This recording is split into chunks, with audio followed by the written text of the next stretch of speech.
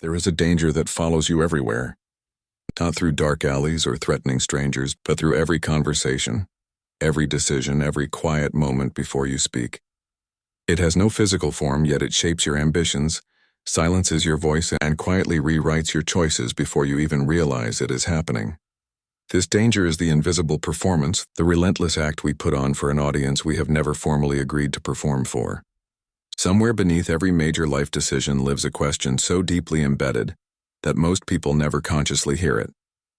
What will people think? It drives anxiety, delays action, and distorts judgment. We unconsciously sculpt our personalities around an imagined crowd, adjusting our words, our dreams, and our identities to satisfy observers who, in most cases, are far too preoccupied with their own performance to notice ours at all. The first philosopher we turn to is Arthur Schopenhauer, a 19th century German thinker who spent much of his life dissecting the hidden sources of human suffering. His diagnosis was sharp and uncomfortable. One of the greatest psychological traps a person can fall into is overvaluing the opinions of others. We do not treat peer judgment as the casual, fleeting thing it actually is. Instead, we treat it as if it carries real, objective, physical weight. A single criticism from a colleague can quietly ruin an entire week. A moment of unexpected praise can inflate our mood far beyond any reasonable proportion. Schopenhauer noticed that most people are essentially outsourcing their emotional stability to strangers, handing over the controls of their inner life to people who are barely paying attention, and then wondering why they feel so perpetually unsettled and anxious inside. Schopenhauer doesn't stop at simply naming the trap. He pushes further and asks you to actually look at the people whose opinions you are so desperately chasing. Take a moment and examine them honestly. These are individuals consumed by their own insecurities, distracted by their own ambitions, and filtered through their own biases and blind spots. The crowd you are performing for is not a panel of wise, objective judges. It is a scattered collection of people who will forget your moment of embarrassment by tomorrow morning. So Schopenhauer poses the question with surgical precision. Why should your sense of self-worth be governed by the passing thoughts of people whose character and intellect you might not even respect in private? You would never hand a stranger the keys to your home, yet every single day, most people hand strangers the keys to their entire inner world. When public opinion loses its authority over you, something remarkable happens inside the mind. Schopenhauer observed that the mental noise created by constant social monitoring simply begins to fade. The exhausting internal theater of managing impressions gradually quiets down, and in that silence something genuinely valuable emerges. Curiosity begins replacing performance. Instead of asking how something makes you appear, you start asking what something actually means. Reflection replaces comparison, and the restless habit of measuring yourself against others slowly loses its grip. You become far more interested in understanding the world than in impressing it. Your attention shifts inward and outward simultaneously, toward genuine experience rather than manufactured image. A fundamentally different relationship with society begins to emerge from this shift. You can engage with people honestly, without the invisible transaction of seeking their approval. Presence replaces performance, and that transformation changes everything about how life actually feels from the inside. This connection between reputation anxiety and clear thinking runs deeper than it first appears. When the mind is constantly monitoring how it looks to others, it loses the bandwidth required for honest reasoning. Every thought gets filtered through a single question. Will this make me seem intelligent, capable, or admirable? That filter quietly corrupts the entire thinking process. Fear of criticism does not simply make you cautious. It makes you intellectually dishonest. You begin defending positions not because they are true, but because abandoning them feels like public defeat. You avoid certain questions entirely because curiosity itself can look foolish to an audience. And here's the realization that changes everything. The crowd never actually held the power you surrendered to it. No external force installed that authority. You built it yourself brick by brick inside your own mind. Which means you hold the only key that was ever needed to dismantle it completely. Schopenhauer gave us a powerful diagnosis, but his lens remained focused on the individual mind. Friedrich Nietzsche widened that lens dramatically and revealed something far more unsettling. The problem was not simply personal weakness or irrational thinking. The problem was civilization itself.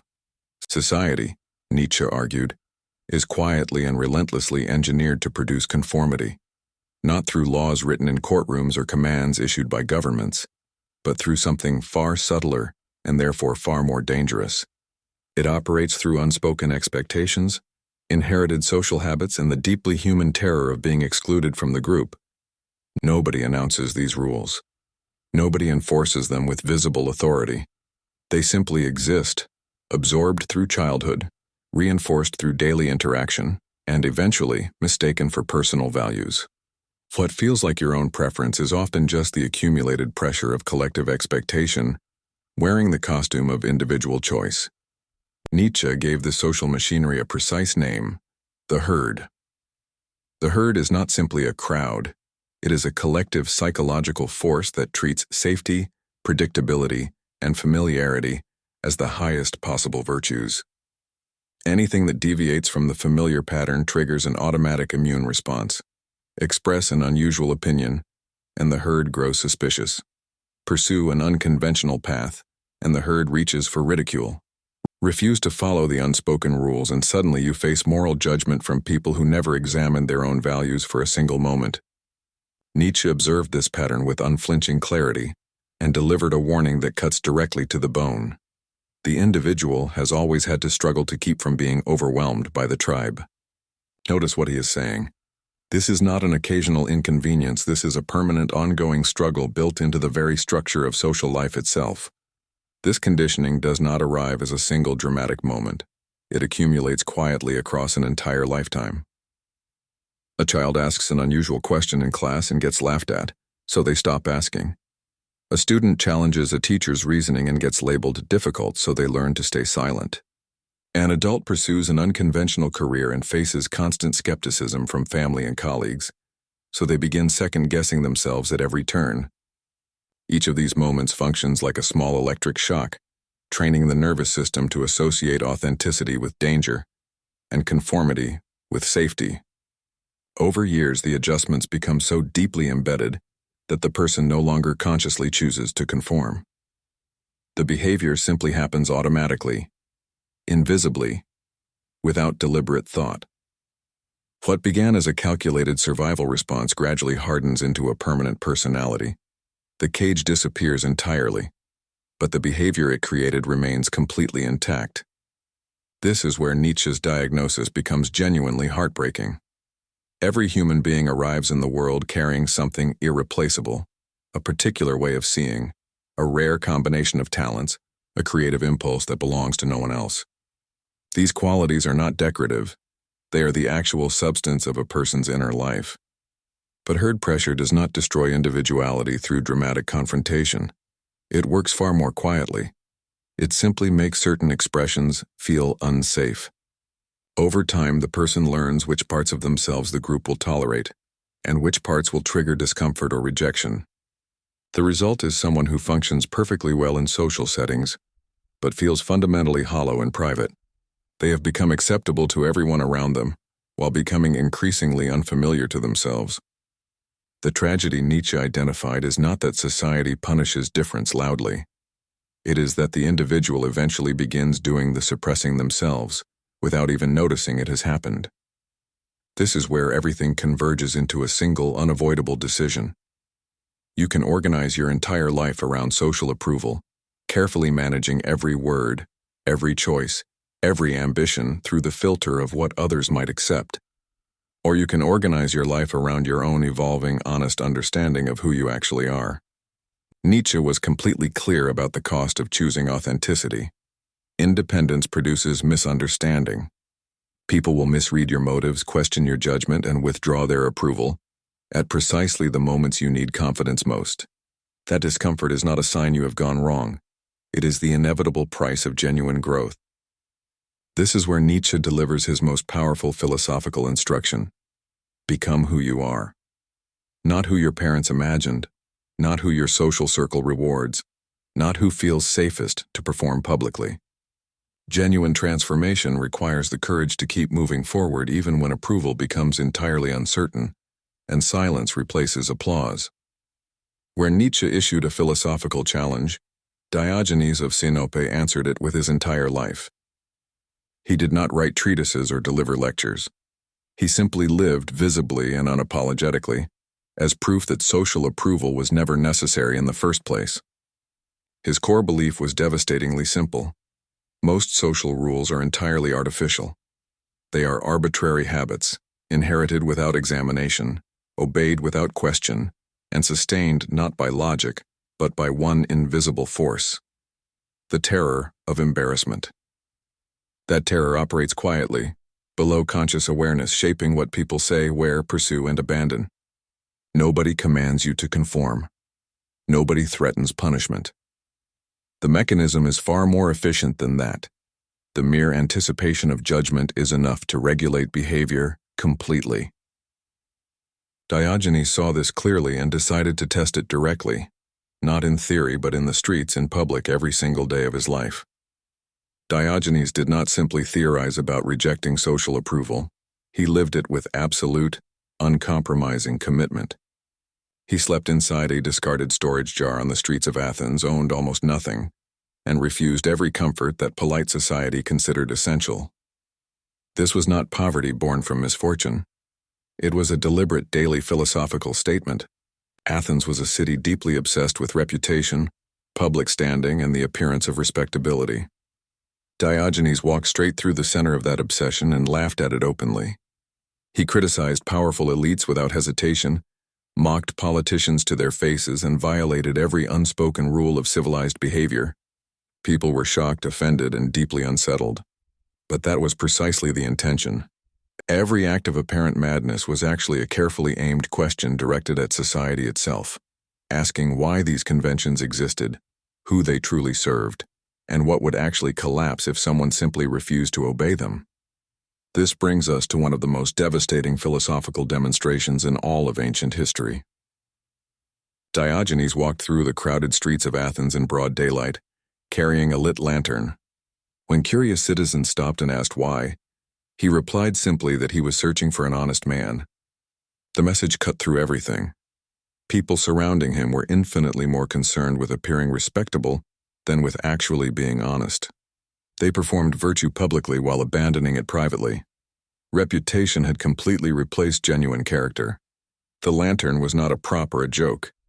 It was a literal spotlight aimed directly at civilized life's performative deceit. Diogenes was exposing something most people refused to acknowledge: that the entire social theater around him was built on impression management rather than authentic human integrity. The crowd he illuminated was the same crowd everyone desperately wanted approval from. That response became one of the most famous moments in philosophical history. Here was a man who owned nothing, slept in a jar, and had deliberately stripped away every social attachment. Alexander could offer gold, land, armies, and political power. None of it meant anything to Diogenes because he had already decided those things held no real value. He had nothing to gain from flattery and absolutely nothing to lose from refusal. Most people would have trembled in the presence of such power, carefully choosing words to avoid offense. Diogenes simply wanted his sunlight back. This was not rudeness, it was the purest demonstration of what genuine freedom from approval actually looks like in practice. His shamelessness, his complete indifference to how others perceived him, made him entirely immune to the social pressures that controlled everyone else, including the most powerful man alive at that moment. Understanding approval-seeking philosophically is genuinely powerful, but intellectual insight alone rarely transforms behavior.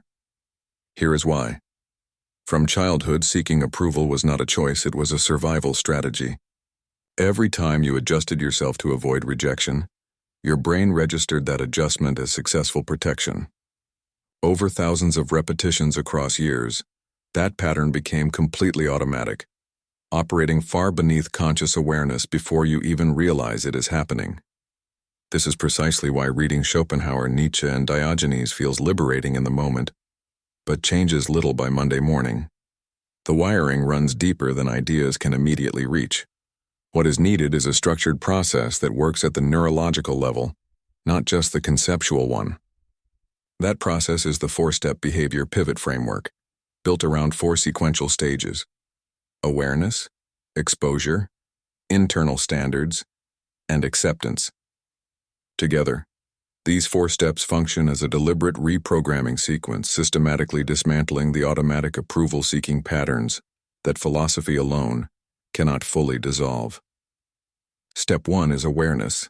This means ruthlessly tracking the small, quiet moments of micro-conformity that happen throughout your day. Notice when you hesitate before sharing an honest opinion in a meeting. Notice when you choose safer clothing to avoid standing out. Notice when you suppress an unusual idea because you fear how it will land. These moments are so automatic they feel invisible, but they are constantly happening beneath the surface of conscious thought. Step 2 is exposure. Once you can see these moments clearly, you deliberately enter low-stakes zones of social friction. Express an honest opinion to a colleague. Pursue a niche interest without apologizing for it. Each small act of exposure runs a live experiment inside your nervous system. The brain expects catastrophe, but catastrophe never arrives. Over repeated cycles, this permanently reduces the intensity of the fear response, rewiring the threat signal at its neurological root. Internal standards form the 3rd step, replacing the exhausting cycle of external validation with something far more durable. Rather than measuring your worth against shifting public opinion, you build a personal code anchored in integrity, courage, curiosity, and discipline. These principles do not fluctuate based on who is watching or what the crowd currently approves of. Public opinion moves like wind, changing direction without warning or reason. Your internal code, however, remains constant regardless of the weather outside. Acceptance completes the framework by confronting a mathematical certainty head-on. Universal approval is simply impossible. No matter how carefully you perform, someone will always disapprove. Disapproval is not a sign of failure. It is an inevitable tax on authenticity. Once you genuinely accept this reality, something remarkable happens. You stop scanning your environment for permission. The constant background noise of seeking approval gradually quiets, and in its place, something steadier and more reliable arrives. Quiet, unshakable confidence. Building on everything explored so far, Stoicism arrives as the masterclass in mental resilience, engineered specifically to preserve inner tranquility amid chaos and relentless criticism. Where Schopenhauer diagnosed the trap, Nietzsche named the pressure, and Diogenes demolished convention through spectacle, Stoicism hands you a precise internal architecture for daily survival. Epictetus, born a slave and stripped of every external privilege imaginable, takes center stage with his dichotomy of control. He divided all of human experience into exactly 2 columns. The first column contains everything genuinely belonging to you, your thoughts, your judgments, your intentions, and your character. The second column contains everything that does not, the opinions of others, outcomes, reputation, and the actions of strangers. Almost all human suffering, according to Epictetus, is born from one catastrophic mistake: confusing these 2 columns and investing emotional energy into territory you never actually controlled. Marcus Aurelius did not philosophize from a quiet study. He ruled the Roman Empire during relentless wars, devastating plagues, and constant political betrayal, and yet privately in journals never intended for public eyes. He wrote that you have power over your mind, not outside events. That distinction was his armor. The 4 Stoic protocols followed directly from this. Premeditatio malorum rehearses worst-case scenarios in advance, vaccinating the mind against shock before it arrives. Voluntary discomfort deliberately removes comfort to break dependency on ease. The view from above zooms consciousness outward, shrinking today's humiliation against the scale of centuries. And amor fati, perhaps the most radical of all, transforms every obstacle, every rejection, every failure into raw material for building character. These are not passive ideas. They are daily mental exercises practiced repeatedly until detachment stops being a concept and becomes an instinct. Schopenhauer dismantled the illusion of the crowd. Nietzsche demanded you become who you are. Diogenes proved freedom through radical, unapologetic living. Epictetus drew the line between what belongs to you and what never did. Marcus Aurelius held that line under the weight of an empire. And the 4-step framework gave you the architecture to rebuild from the inside out. These are not separate ideas. They are 6 angles on a single truth. When you run these protocols consistently, Detachment stops being a concept you admire and becomes the ground you actually stand on. The scanning stops. The performance stops. You stop waiting for permission to exist. Worth becomes anchored inside your character, independent of applause, insulated from contempt. No crowd can give it. No crowd can remove it. You are not performing anymore. You are not waiting anymore. You are finally completely free.